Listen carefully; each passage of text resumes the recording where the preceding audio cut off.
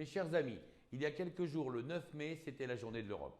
Si ses fondateurs y ont vu une promesse de paix, de prospérité, de solidarité entre les nations, Bruxelles a aujourd'hui la main mise sur de nombreuses décisions qui impactent directement la vie quotidienne des 446 millions de citoyens européens. Les pratiques de la chasse et nos traditions rurales n'y échappent pas. On est loin des grands idéaux qui ont fondé l'Europe et ce n'est pas être anti-européen que de l'affirmer. Ces décisions européennes dogmatiques hors sol mettent en péril des territoires ruraux déjà fracturés, nos traditions et bien sûr notre art de vivre.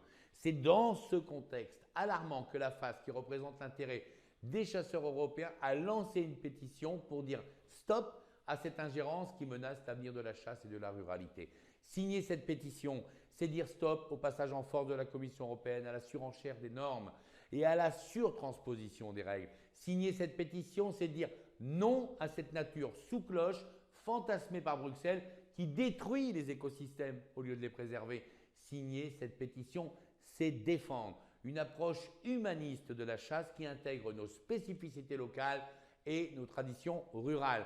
Mes amis, exigeons de l'Union européenne le respect de ce patrimoine. Mobilisons-nous, car vous le savez, c'est le nombre qui impressionne. L'objectif des 400 000 signatures pour cette pétition est à portée de clic avant le 6 juin prochain, date de sa remise au commissaire européen en charge de l'environnement.